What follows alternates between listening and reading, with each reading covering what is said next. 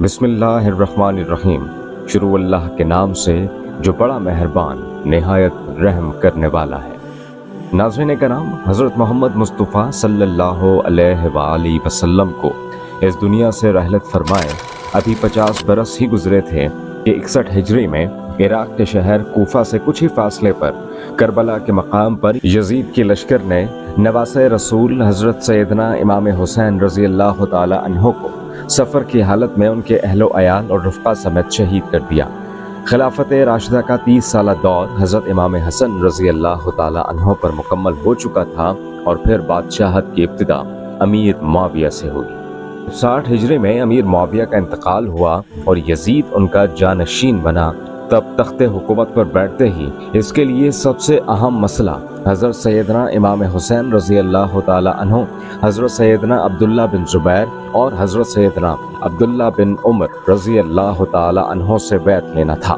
کیونکہ ان حضرات نے یزید کو امیر معاویہ کا ولی عہد تسلیم نہیں کیا تھا۔ اس کے علاوہ ان حضرات سے یزید کو یہ بھی خطرہ تھا کہ کہیں ان میں سے کوئی خلافت کا دعویٰ نہ کرتے اور کہیں ایسا نہ ہو کہ سارا حجاز مقدس میرے خلاف اٹھ کھڑا ہو، جبکہ امام حسین رضی اللہ تعالی عنہ کے دعوے خلافت کی صورت میں عراق میں بھی بغاوت کا سخت اندیشہ تھا۔ ان وجوہ کی بنا پر یزید کے پیش نظر سب سے بڑا مسئلہ اپنی حکومت کی بقا اور اسے تحفظ دینا تھا، لہٰذا اس نے ان حضرات سے بیعت لینا ضروری سمجھا۔ چنانچہ اس نے مدینہ منورہ کے گورنر ولید بن عقبہ کو حضرت سیدنا امیر معاویہ کی وفات کی خبر دی اور ساتھ ہی ان حضرات مقدسہ سے بیعت لینے کے لیے سخت تاکیدی حکم دیا۔ ولید نے حضرت سیدنا امام حسین رضی اللہ تعالی عنہ کو حضرت سیدنا امیر معاویہ کی وفات کی خبر دی اور یزید کی بیعت کے لیے کہا۔ آپ رضی اللہ تعالی عنہ نے تعزیت کے بعد فرمایا کہ میرے جیسا آدمی اس طرح چھپ کر بیعت نہیں کر سکتا اور نہ ہی میرے لیے اس طرح چھپ کر بیعت کرنا مناسب ہے۔ اگر آپ باہر نکل کر عام لوگوں کو اور ان کے ساتھ ہمیں بھی دعوت دیں تو یہ مناسب ہوگا۔ یزید کی بیعت حضرت سیدنا امام حسین رضی اللہ تعالی عنہ کو قلبی طور پر سخت ناپسند تھی، کیونکہ وہ نااہل تھا اور اس کا تقرر بھی خلفائے راشدین کے اسلامی طریقہ انتخاب کے بالکل خلاف ہوا تھا۔ اس لیے آپ احتجاجاً اس کے خلاف تھے اور دوسری طرف حالات اجازت نہیں دے رہے تھے کہ آپ علل اعلان اس کے خلاف آواز بلند کریں، لہٰذا آپ رضی اللہ تعالی عنہ نے اپنے اہل و عیال اور عزیز و اقارب کو ساتھ لے کر مدینہ منورہ سے مکہ مکرمہ کی طرف ہجرت فرما لی۔ آپ رضی اللہ تعالی عنہ کے مکہ مکرمہ پہنچنے کی خبر سن کر لوگ جوق در جوق آپ کی خدمت میں حاضر ہو کر زیارت کا شرف حاصل کرنے لگے۔ جب اہل کوفہ کو امیر معاویہ کے انتقال کی خبر ملی اور انہیں اس بات کا علم ہوا کہ حضرت سیدنا امام حسین رضی اللہ تعالی عنہ نے یزید کی بیعت سے انکار کر دیا ہے، تو انہوں نے سیدنا امام حسین رضی اللہ تعالی عنہ کے نام ہزاروں کی تعداد میں خطوط لکھے کہ آپ جلد از جلد کوفہ تشریف لے آئیے۔ مسند خلافت آپ کے لیے خالی ہے، ہمارے اموال اور ہماری گردنیں آپ کے لیے حاضر ہیں، سب کے سب آپ کے منتظر و مشتاق ہیں، آپ کے سوا کوئی اور ہمارا پیشوا ہو ہی نہیں سکتا، آپ کی مدد کے لیے یہاں ہزاروں کا لشکر حاضر ہے۔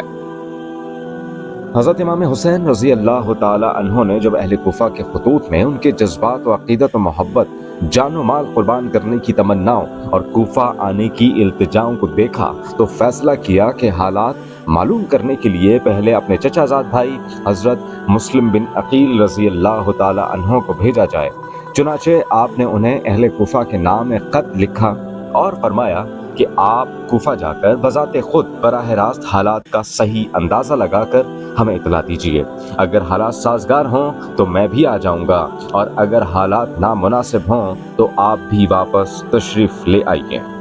اگرچہ امام حسین رضی اللہ تعالی عنہ کی شہادت کی خبر مشہور تھی اور کوفیوں کی بے وفائی کا پہلے بھی تجربہ ہو چکا تھا، مگر جب یزید بادشاہ بن گیا تو اس کی حکومت و سلطنت دین اسلام کے لیے خطرہ تھی اور اسی سبب اس کی بیعت ناروا تھی اور وہ طرح طرح کی تدابیر اور ہیلوں سے چاہتا تھا کہ لوگ اس کی بیعت کر لیں۔ ان حالات میں کوفیوں کا بپا سے ملت یزید کی بیعت سے دستکشی کرنا اور حضرت امام حسین رضی اللہ تعالی عنہ سے طالب بیعت ہونا امام پر لازم کرتا تھا کہ ان کی درخواست قبول فرمائیں۔ جب ایک قوم ظالم اور فاسق کی بیعت پر راضی نہ ہو اور صاحب استحقاق کے اہل سے درخواست بیعت کرے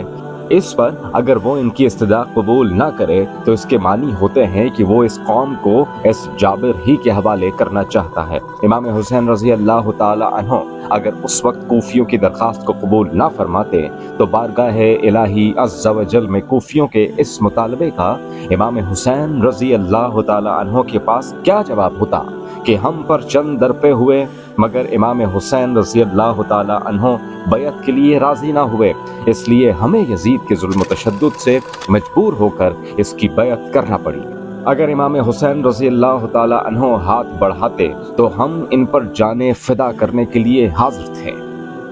یہ مسئلہ ایسا درپیش آیا کہ اس کا حل اور کچھ نہ تھا کہ حضرت امام حسین رضی اللہ تعالی عنہ ان کی دعوت پر لبیک فرمائے۔ بہرحال حضرت سیدنا مسلم بن عقیل رضی اللہ تعالی عنہ نے اہل کوفہ کی بے پناہ محبت و عقیدت کو دیکھ کر حضرت سیدنا امام حسین رضی اللہ تعالی عنہ کی خدمت میں خط لکھ کر بھیجا کہ ہزاروں افراد نے میرے ہاتھ پر بیعت کر لی ہے اور یہاں کے سب لوگ آپ کی تشریف آوری کے منتظر ہیں۔ امام حسین رضی اللہ تعالی عنہ نے اس اطلاع کے بعد کوفہ جانے کا عزم مصمم کر لیا اور ادھر کوفہ میں جو فساد برپا ہو چکا تھا اس کی اطلاع آپ کو ابھی تک نہیں ہوئی تھی۔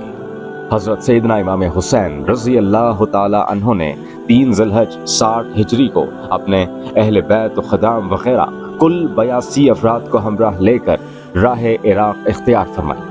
راستے میں حضرت سیدنا امام حسین رضی اللہ تعالی عنہ کو کوفیوں کی بدعہدی اور حضرت سیدنا مسلم بن عقیل رضی اللہ تعالی عنہ کی شہادت کی خبر مل گئی تھی۔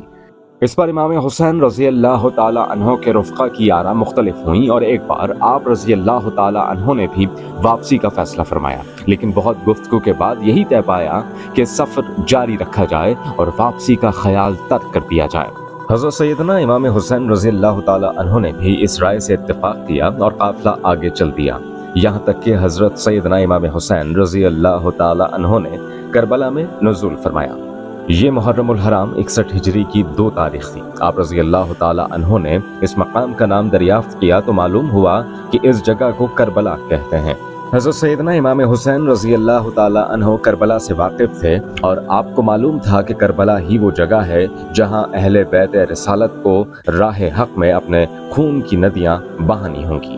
انہی دنوں آپ رضی اللہ تعالی عنہ کو حضور اکرم صلی اللہ علیہ وآلہ وسلم کی زیارت ہوئی۔ حضور اکرم صلی اللہ علیہ وآلہ وسلم نے آپ کو شہادت کی خبر دی اور آپ کے سینہ مبارک پر دست اقدس رکھ کر دعا فرمائی، اے اللہ حسین کو صبر و اجر عطا فرما۔ پھر ابن زیاد نے حضرت سیدنا امام حسین رضی اللہ تعالی عنہ کو ایک خط لکھ کر بھیجا کہ یزید کی بیعت کر لیجیے۔ جب وہ خط آپ رضی اللہ تعالی عنہ کے پاس پہنچا آپ نے اسے پڑھ کر پھینک دیا اور خط لانے والے قاصد سے فرمایا کہ اس وقت میرے پاس اس کا کوئی جواب نہیں۔ ایلچی نے آ کر ابن زیاد کو بتایا تو جواب سن کر ابن زیاد غصے سے آگ بگولا ہو گیا۔ اس نے لوگوں کو جمع کیا، فوجیں تیار کیں اور ان کا سپہ سالار عمر بن سعد کو بنایا جو ملک رے کا والی تھا۔ اس نے پہلو تہی سے کام لیا۔ اس پر ابن زیاد نے کہا یا تو لڑنے کے لیے تیار ہو جا یا پھر رے کی حکومت چھوڑ کر گھر بیٹھ جا۔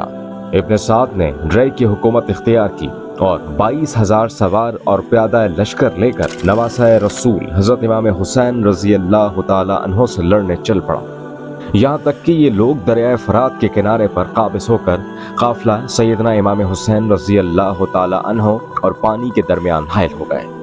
یہاں یہ کارروائی ہوئی کہ سب خیمے ایک دوسرے کے قریب کر دیے گئے، خیموں کے پیچھے خندق کھود کر اسے نقل وغیرہ خشک لکڑیوں سے بھر دیا گیا۔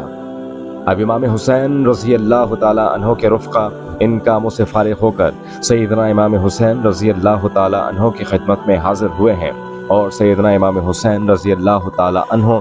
اپنے اہل و عیال اور ساتھیوں سے فرما رہے ہیں کہ صبح دشمن سے ہمارا مقابلہ ہے، میں نے بخوشی تمام تم سب کو اجازت دی، ابھی رات باقی ہے، جہاں جگہ پاؤ چلے جاؤ اور ایک ایک شخص میرے اہل بیت میں سے ایک ایک کو ساتھ لے جائے،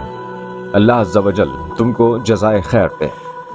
دیہات و بلاد میں متفرق ہو جاؤ یہاں تک کہ اللہ تعالیٰ بلا ٹالے، دشمن جب مجھے پائیں گے تمہارا پیچھا نہیں کریں گے۔ یہ سن کر امام کے بھائیوں साहबजादों, भतीजों और अब्दुल्ला बिन जाफर के बेटों ने अर्ज की कि ऐसा हम किस लिए करें? इसलिए कि आप रजी अल्लाह ताला अन्हों के बाद जिंदा रहें। अल्लाह अज़्ज़ व जल हमें वो मनहूस दिन ना दिखाए कि आप ना हो और हम जिंदा रहें।